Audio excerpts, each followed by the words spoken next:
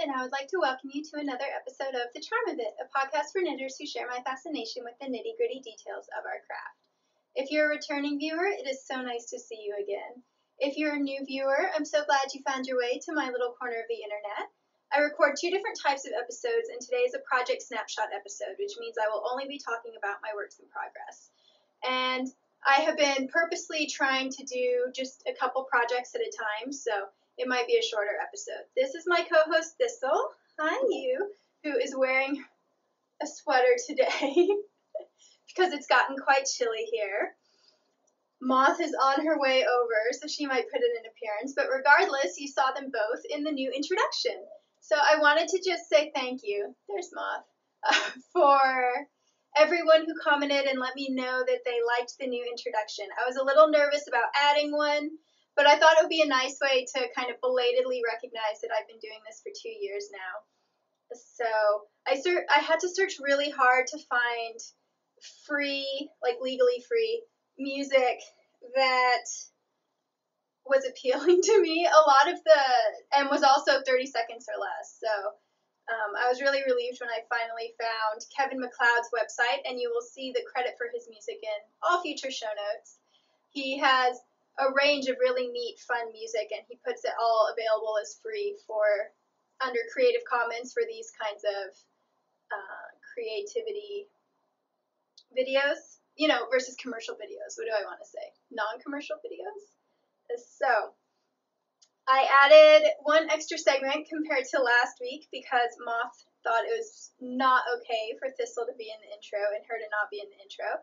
So I just went ahead and filmed a quick video of her sleeping on my lap while I knit above her, which is pretty much a daily occurrence around here. She's currently sleeping on my lap. I am wearing my Selkie Second Skin cardigan, which is an Aran-inspired all-over cable cardigan with a peplum that I designed myself out of Elsa wool, woolen spun cormo in sport weight in the natural white. And I had an amazing time doing this project. I kind of considered it my thesis or graduation milestone project that marked the fact that I was no longer a beginner knitter. So I designed it when I've been knitting for about 2 years. And now I've been knitting for 4.5, which is insane. And because I've been podcasting for a while, maybe I just designed it last year. I can't remember. Anyway, I designed it when I was podcasting. Yeah, so it must have been last spring. So if you are interested in seeing how I created it, you can always go back and watch those episodes. And as always, there are very detailed project notes. So let's get into the projects. Most of these you've seen before, but, longer projects take a while. So I have made a lot of progress on my Marzipan Cardigan because, as I mentioned in my last episode, sorry, I'm trying to pick everything up. There we go. As I mentioned in my last episode, in October, I just kind of had the cast everything on bug, and so I knit a lot of small projects, which was really fun, but then I looked around me and realized that I hadn't finished a sweater since early September, and that was a bit disconcerting because, this is prime sweater wearing weather, so things that I imagine in my head I would like to create into real sweaters now so that I don't have to wait until 2018. Oh my gosh, really? The fall of 2018 to wear them. So I have been giving my Marzipan Cardigan most of my attention in the last couple weeks. And this is also knit out of Elsa wool. In this case, it is the lace weight and the palest gray color. I think it's light gray. And I absolutely love this color. I think it's more flattering to me than the natural white. And obviously I love Elsa wool yarn. This is my third sweater out of it. Oh, and it's woolen spun. Because it just makes me so happy to knit with and happy to wear.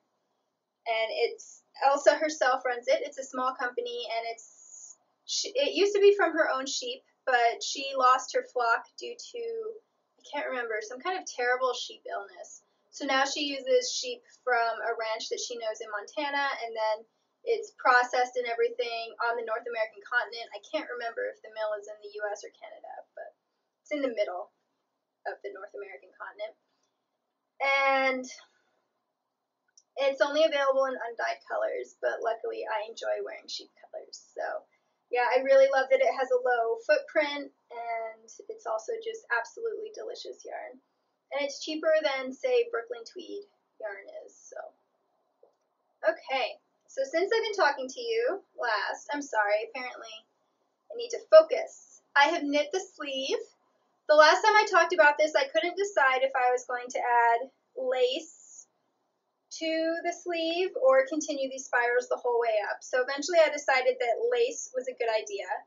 And I kind of winged it on how to go from the spirals to the lace, because at that point I've been knitting for much longer than the chart.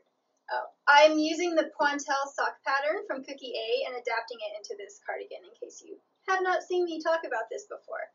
So I was actually really excited because this sleeve I could use the sock pattern as is and not have to adapt it a lot because the sock is now on the bias.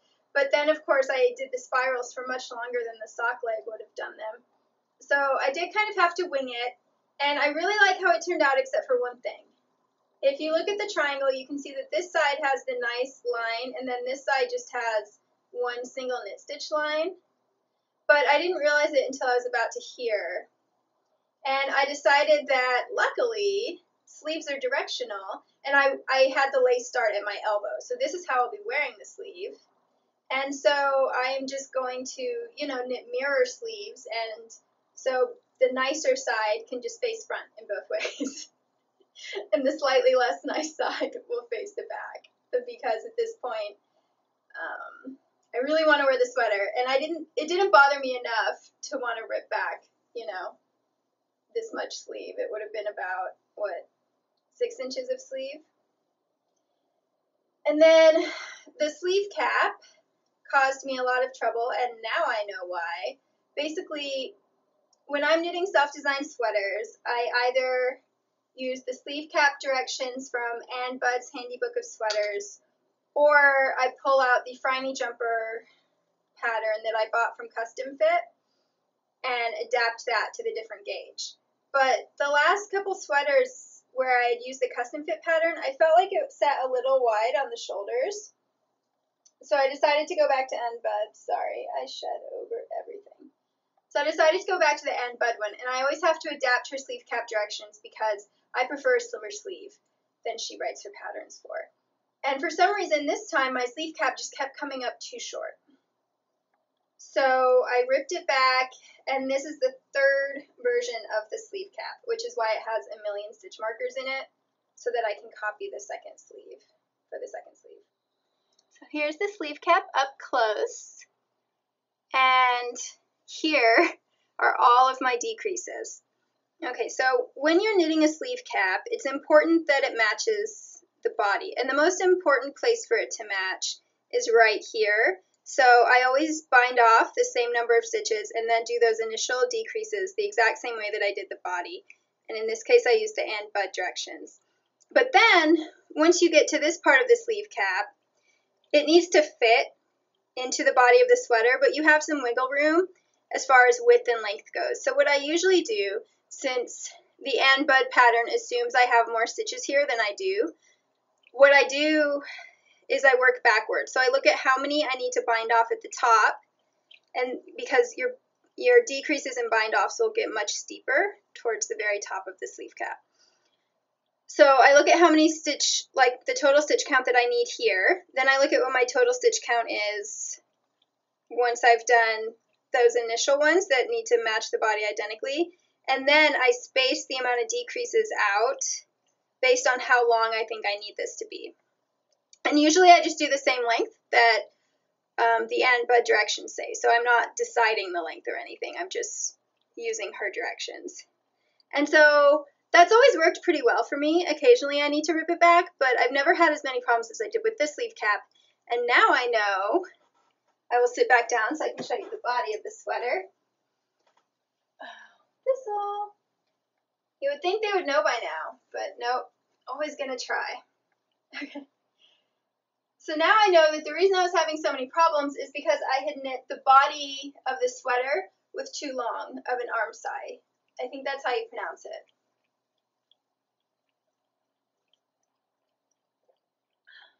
Dry throat. Okay. So it's always a bit tricky to measure length once you've done the armhole bind off. And I've discovered that I prefer a 7.5-inch arm side. But I had accidentally knit this body to 8 inches long. And so that's why every time, and literally what I will do to see if the sleeve cap is going to fit or not is I find the halfway point, because when you're seaming, you start at this center point. I match it up with the body piece, and then I just line it up and eyeball it to see whether it fits or not. And as you can see, this third attempt does fit. And actually, when I knit this originally, it still looked like it was going to be a bit small, and I was like, I'll just stretch it out when I'm sewing it in. But that was when I had the too long arm side on the body. So I discovered that when I was knitting the back of the sweater, which is also new since the last time I podcasted, and I'll talk about this in a minute because I'm really excited about it. But I was comparing it to the front to see how long I needed to knit before starting the neck bind off, or the shoulder bind off. And I realized that depending on where I was measuring, it looked like I might have knit the front pieces to 8 inches. But then sometimes when I measured, it looked more like it was 7.5, so I wasn't completely sure. So I went ahead and knit the back to match the longer fronts. And then I did a 3-needle bind off, and I just tried it on, and it was sitting lower. So I ripped it out, and I ripped back, I think, about 1/2 inch, and did the shoulder bind off again. So now the arm side is shorter and more where I like it. And I think that that sleeve cap is going to fit well. Obviously, I haven't tried to seam it in yet, but I am going to either today or tomorrow because I don't want to knit the second sleeve arm cap more than once. So that's the reason why once I finish this sleeve, instead of knitting the second sleeve, I knit the back of the sweater because I wanted to be able to try it on. And obviously I'm knitting this in pieces and seaming it, and I haven't bothered seaming the sides yet, but I will do that. I probably won't do it until after I seam in the sleeve, just because it's a bit simpler to seam in sleeves if you don't have it stuck together, although I've done it both ways pretty easily. So the back. I was nervous about how I was going to translate the front pieces into the back because, of course, you don't have a button band in the back, and you have things going in 2 directions at once. But luckily, it turned out to be really simple. What I did was I made sure that I had an odd multiple so that there would be a centered lace motif. Let's see, right here. And that way, once I started the line part of the pattern, I could have all those lines branch out from the center motif, and it would be very symmetrical. And then the lace makes a really lovely triangle. Lovely in my opinion, obviously. And I got that idea because I really liked the triangles on the sleeve lace style. So that went really well. The only ripping back I had to do was up at the top to shorten it. There's one thing that makes it not match the front completely. So it will match, like where the yarn overs begin, those will match. However, the lace begins at the same point on the back, the front, and the sleeves.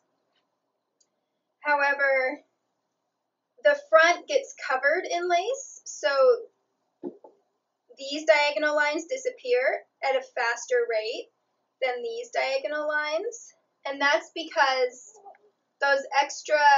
the extra 10 or so stitches that I had in the back in order to account for the fact that there is no button band, I put into the lines. If I had put them into a lace motif, then the lines would have had the same amount of stitches to cover, so it would have matched the front as far as that goes. But I decided that it was better to have that triangle meet as opposed to having a lace motif there, and that it didn't really matter if it took a little longer for the lace to cover the entire pattern or the entire piece on the back than the front. Because of course, the back, you don't bind off for the neckline low the way that you do for the front, so you still get the effect of the lace coming up at the top the same way that you do on the front, even if it takes longer to get there.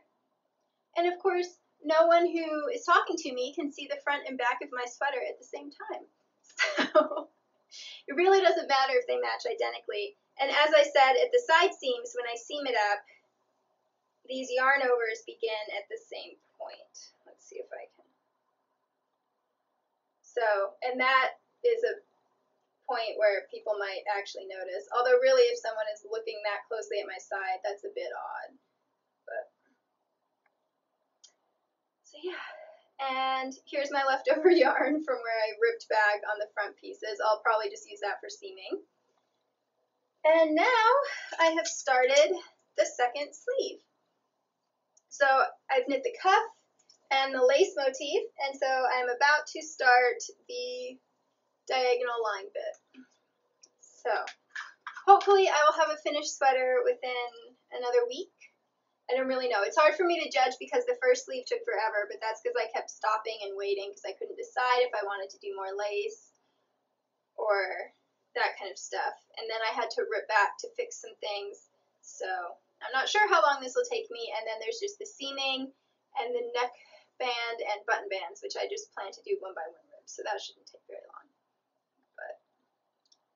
And I'm knitting the entire thing on size 1 needles at a gauge of about 7.5 stitches to the inch because I liked the fabric.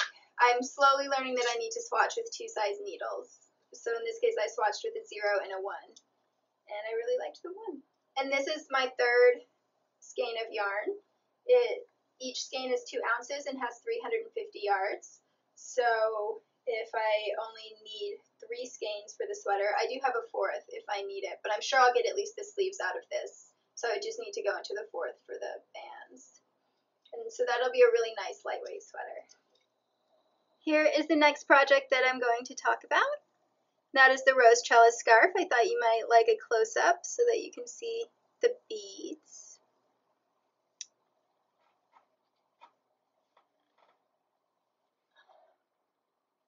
So the rose trellis scarf is something that I started, I think in October, might have been September, and it is a gift from my mother. The yarn is a lace weight linen silk blend from Anzula, and I can never remember what the base is called, but the colorway is mulberry, and she picked it out herself for the Waves of Grain scarf pattern, which I knit myself last year, and I wore my version of that home for Christmas, and she really liked it, and so I offered to knit her one. So this part I had already knit,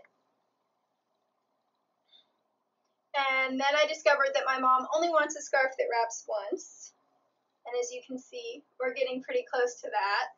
Usually, so this scarf is knit, you knit 1/2, and then you put it on a stitch holder, and then you knit the other half and you graft in the middle. So I was just going to use up all the yarn, but this skein had 750 yards in it, and it came pre-caked, which was wonderful. Since I hand wind all my yarn, it was really refreshing with like 750 yards. I really enjoy hand winding yarn, but I also really enjoy being able to just grab my yarn and knit. So at that point, because I like really long scarves, I'd assumed I would use up all my yarn, but when I consulted her, I learned that she prefers shorter scarves. So I have started the second half of this, and I guess you can't really see, but essentially I have finished chart A. It's a free pattern by Rosemary Hill that was published in Knitty. So I have chart B to do, and then you just do a 2-row repeat for the body, and it looks like there's really just not much left for me to knit. So I think I need it to be about this long before grafting. Whee! And it's already here, and I cast on for that second half last night. So I put this in hibernation because when I talked to her, since there was going to be yarn left over, she said that she would love to have matching mitts, so I knit those, and you've seen those if you've watched other episodes. And I also put it in hibernation because this was supposed to be my Order of the Phoenix project for the Harry Potter house cup. However, I did a foolish thing because I'm new to the house cup. And when I was making my mission proposal, I said that I would knit at least 700 yards, which I thought would be easy because, as I said, you can just use up your entire ball of yarn. But then I found out that my mom preferred shorter scarves, so I'm not going to be able to get my 100% for that mission. But I can turn it in for 25%. And since I'm new to it, I'm not playing for points yet. I haven't been sorted into a house. So if I was going to learn that lesson, it's better to learn it now. But, I was a little bit disappointed, so that's why I put it in hibernation, because I suddenly felt less motivation to keep knitting it. Although, of course, it needs to be done by Christmas. And then I pulled it out last night because the other Christmas gift that I've been working on has gotten quite heavy, and it was hurting my hands and wrists. And this is really nice and lightweight. So hopefully I will feel well enough to continue working on the other Christmas projects soon. But in the meantime, I thought I might as well finish that scarf. So the final project is actually a new one. Told you this is going to be a shorter episode. This is my Put an Antler on It pillow, and it is my dad's Christmas present. Hopefully it's in focus. So Nora Gahn did this amazing stag head sweater pattern in the second edition of Making, which is a knitting magazine, and the second one, the theme was fauna. And I was very generously, someone sent me a copy of that as a gift. So I really wanted to knit this pattern. However, I don't think my dad would really wear a worsted weight sweater. I don't wear worsted weight sweaters because they're too warm. And I don't think my dad runs any colder than I do. If anything, probably warmer. So I was looking at the projects, and another Ravelry member has made it into a pillow. And I thought, oh, that's perfect, because I made my dad a throw blanket, lap blanket really, last year, and so apparently I just need to continue on the theme of, comfy couches. So I bought, the blanket that I made him is not machine washable, and I felt bad about that. He said he didn't mind. But I wanted to make sure, especially since I was knitting it in a cream, that this was machine washable. So I got Barocco Remix, which is 100% recycled fibers, and it's machine washable and dryable. Well, it says lay flat to dry, but it doesn't matter if it shrinks a little. It's a pillow. So it's 30% nylon, 27% cotton, 24% acrylic, 10% silk, and 9% linen. Yeah, so the only thing I don't think any of that really cares if it's put in the dryer. I put my thrifted silk blouses in the dryer sometimes, depending, and they're all fine. So, yeah, they're probably just worried about shrinkage. Anyway, so I bought 2 skeins of this in the colorway Birch, yes, which is the lightest colorway. And I used this yarn to knit a chair cushion cover for myself, but that was a stranded chair cushion cover, so I didn't think about whether this would be very good for cables. And I don't think it is. The stitch definition is just not terribly impressive. Here, I'll get close to the camera.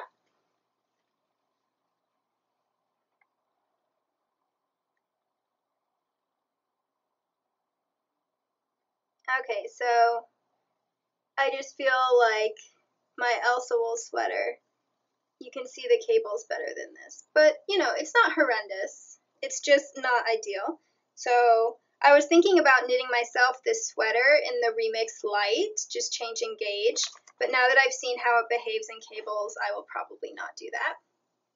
But isn't that great? Look at the deer head. I love how that came out. Nora Gahn is a genius. And look at those antlers. This is definitely a multi-point buck. And since we're doing a close-up, you can see that, oh my gosh, my reverse stockinette fabric is horrendously wonky. It's sort of embarrassing. It took me a while to decide to post a picture of this project on Instagram, because even though I loved the deer, I was so embarrassed about how my reverse stockinette looked. I'm hoping that blocking will even it out. And on Instagram, one of my knitting friends suggested trying steam blocking. So I'm going to research that just because this yarn has acrylic in it, and I have not knit with acrylic a lot in the past, so I don't really know how it's going to behave. But I'm going to research that and see if I can even it out. I think that the reason why it's so wonky is, first, there's no wool in this yarn, so that means that it behaves differently than wool yarn. And I was knitting this while I was feeling very sick. I was having some very high pain days during my flare-up. And then the final reason is because since May, I've been tensioning yarn differently when I knit Continental. I used to wrap it around my pinky and then around my forefinger. And I've been just putting it between these two fingers and then wrapping it around my forefinger. And something about this yarn and this grip, especially when I'm in pain, so my fingers aren't tight together because my hand is, kind of clawed up from the arthritis, just meant that I could not get an even tension to save my life. But I am not ripping this out. So if blocking doesn't completely fix it, I think that everyone else is going to be focused on the wonderful deer head and not on my wonky reverse stockinette. Between that issue and the issues of laddering that I've been having with that new tensioning style, I think I'm in the market for trying out yet more continental tension styles. I might just go back to my old method. The only reason I switched was because I'm quite a loose knitter when I knit continentally. And I don't mind going down 2 needle sizes. I usually need to go down at least 2 needle sizes from what a pattern calls for. But it would be nice to not always have to do that, because my favorite needles are my wooden, like my favorite circular needles are wooden, but they only go to a size 4. And because I tend to knit with finer yarn, like lace and fingering and sport weight, I don't get to use those needles as much as I would like. And so really that's the only reason I wanted to tighten my gauge. But I think that obviously, it's better to size down an extra needle size and have very uniform stitches than to not have to size down as much, but to have wonky reverse stockinette. And I'm not rowing out, because it's not as if there's any consistency, I think, between which ones are looser and which ones are tighter. So I don't think I'm rowing out. Rowing out is when you knit and purl at different tensions. One is looser than the other, and so when you're doing stockinette flat, you usually only see it on the reverse side. See, this side looks fine, so maybe it is rowing out. I don't know. Feel free to tell me. But that phrase just refers to the fact that since you're knitting looser on one side and tighter on the other side, that can just make your reverse stockinette look less than even. But in my case, it's almost just like particular stitches. Like there will be a handful of 5 stitches or something that'll just be looser. So I think what's happening is the yarn isn't feeding evenly, and so suddenly there will just be less tension on the yarn, and so those stitches are looser, and then the tension will tighten again, and then the stitches go back to normal. So I said, it's not nearly as big a deal on stockinette, although this definitely does not look super even. But that's also partly the yarn. It's a tweedy yarn, and there's no wool in it, as I said. So I think there were lots of issues that exacerbated that. The other issue with this project is that I bought 2 skeins of yarn because the knitter who had adapted it into a pillow used 2 skeins of similar weight yarn, but hers was wool, and I forgot that plant fibers tend to be more dense. That's why I can't knit on this right now, is because it's quite heavy. And this is my second skein, and as you can see, I ran out of the first skein here. And I'm going to fold the pillow over. So it's going to be for a throw pillow. So I think I'm going to run out of yarn. However, I do have this yarn in 2 other colorways from when I knit my own chair cushion. I have it in a gray. I have about half a skein of gray, and I have 1.5 skeins of teal. So for the back, I wasn't planning on cabling it anyway. I think I'm going to do this stitch because I think that looks really nice, regardless of what my tension is doing and what this yarn is doing. I think that's really pretty. It's like a broken rib. And so I'm going to do that on the back, and I think I'm going to stripe it. hopefully that will look intentional.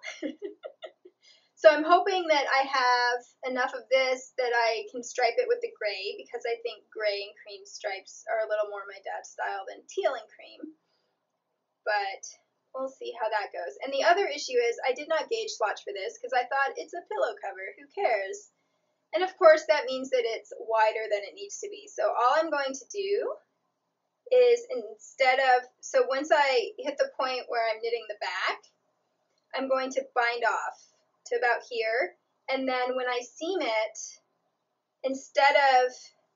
so I'll be seaming the edges, however, that'll make it, since the inside will be more narrow, that'll make it fold so that there'll be this border around the inside with the stripes, and I think that will also make it look more intentional, that you still have a bit of continuity with those cream cables. And then I'm going to add some button loops on here, and it'll just button over the pillow insert. So that's the plan. I know that I've spent a lot of time complaining about this project, but I'm really excited to give it to my dad. I think he'll like it. He and I both love deer and antlers, but for very different reasons. I love them for that, I don't know, because I'm part of the hipster generation. So I've got 2 antlers in my apartment. One of them my dad found, and one of them like in the woods, and the other one I found at Goodwill for 99 cents. I almost didn't believe it was real, but both my dad and uncle confirmed it was real. They were both quite jealous. And of course, in case you don't know, deer shed their antlers every year, so you do not have to kill a deer in order to acquire antlers. It's not like horns. However, my dad is in fact a deer hunter, so we don't see eye to eye on that aspect of deerness, but I think he'll really like this pillow, and I really like it. I'm probably going to knit myself one. We'll see what kind of yarn I use for it. I would love to use 100% wool, but with the pets and myself, I mean, I'm drinking hot tea a lot, and I'm a messy person, so I do tend to slosh tea around on things.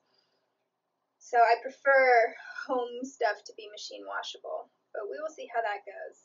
And I'm excited to be able to wrap it up. I figure I'm going to finish the slip cover this month, and then I'll just bring it home like that. I fly home a few days before Christmas this year, so my mom and I can go to one of the big box stores and find a pillow insert for it.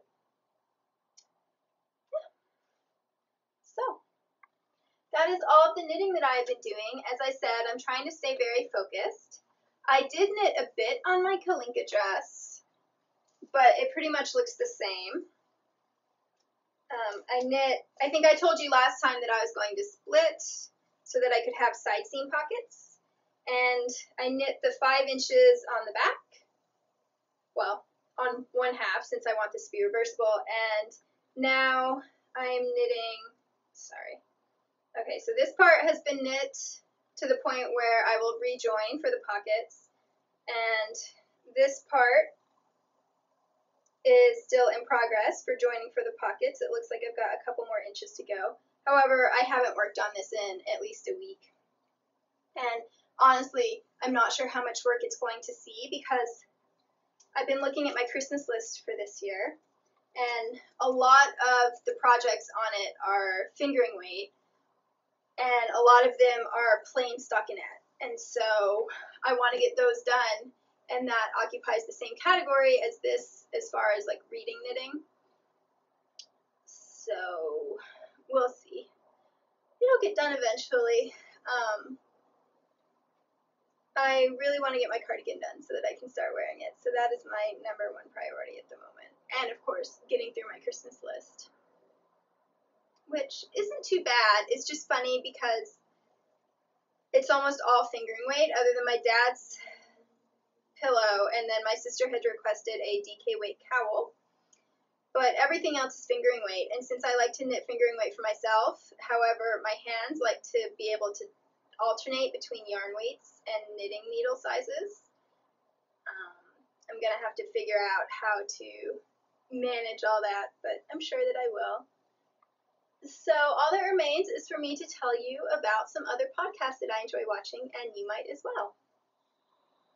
So I have 3 to talk about this week, and as I promised last time, they are not all from the US. One is from the US, one is from Australia, and one is from Canada. So the Canadian one is Maureen of the Victorian Studio podcast. They're all on YouTube, by the way. I find it much more difficult to find audio podcasts that I enjoy than video podcasts, so I tend to just listen to audiobooks. Back to Maureen. So I discovered her because she is also very active in the Harry Potter House Cup, and I really enjoy her podcast. She is multi-craftual, and I'm just in awe of the kind of sewing she does, and then she creates these tiny clay, I don't know if it's clay, but some kind of, like those tiny, very detailed stitch markers that you see sometimes, or charms. She creates those, and she shows them on her podcast, and then at the end she'll do a slideshow of photos where it shows all of the tiny little intricate work that she has to do to create them. And that's pretty amazing. So it definitely, there's always knitting in it, but it's not always specifically about knitting. She also spins. She might weave. She does all kinds of crafts. And as I said, I really enjoy it. She does lots of very interesting projects that are not the kinds of patterns that you see all the time, or she adapts patterns to her own taste, which I really enjoy. She has a very lovely, soft-spoken voice, and I don't know what else to say. I always have this problem with podcasts. Obviously, I enjoy spending time with them, and so I think that they're all wonderful, or I wouldn't be telling you about them. But yeah, so that is Maureen, and she is a Gryffindor in the Harry Potter House Cup. And she does, a lot of her projects are actually Harry Potter themed. I'm looking down at my phone because I looked it up beforehand so that I can remember, the details of everything. And links will be in the show notes down below. The Australian is Kate, and her podcast is Milk Thistle. She doesn't podcast very regularly because she has this really interesting itinerant lifestyle where she works in ski lodges, and so it seems like she works in California, New Zealand, and Australia, so she's on the go a lot. So that affects, being able to podcast every week or every other week just doesn't always fit into that. But I really enjoy it whenever she puts a new episode up, and because you can subscribe, it doesn't really matter how regularly someone posts, because whenever they have a new video, it's always just there. She also does a variety of projects and frequently makes up her own patterns as well as using patterns, and she uses all kinds of different yarn, which is nice, and she's just really sweet and funny and very personable. And so in a couple episodes, her boyfriend, partner, I don't really know. Anyway, he's come on, and the banter between them is hilarious.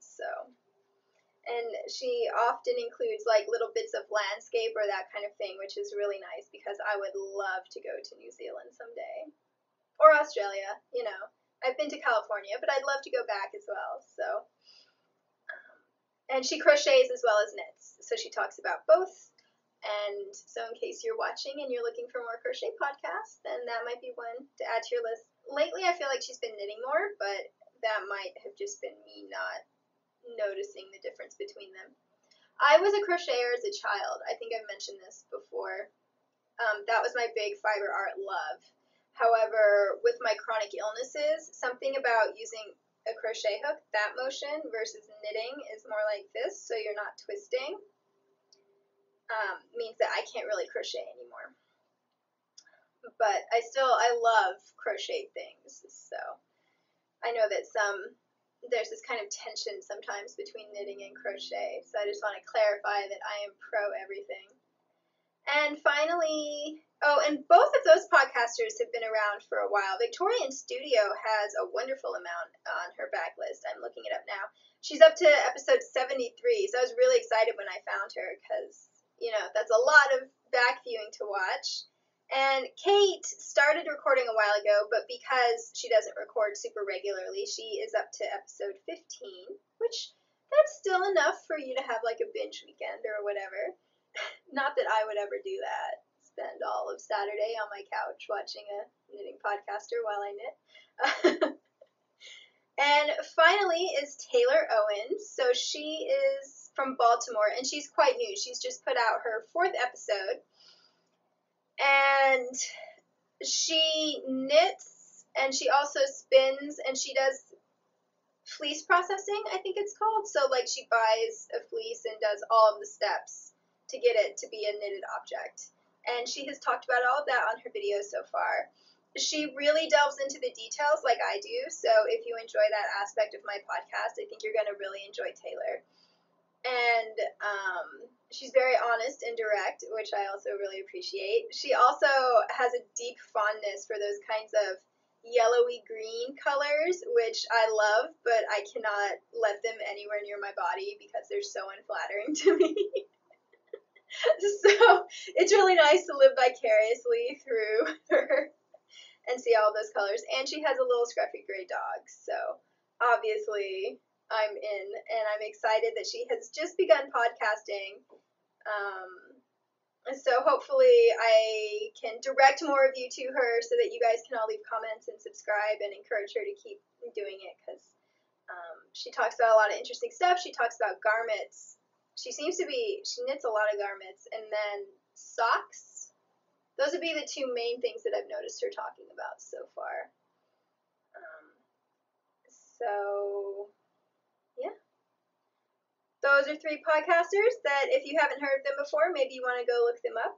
And it was so nice to sit down and talk to you again.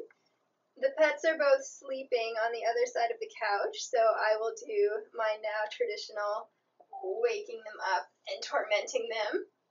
So you guys and say goodbye. Come here, Thistle. Come on. Oof. Okay.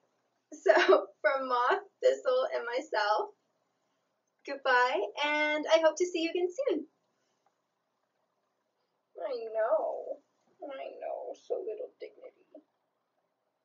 So little dignity.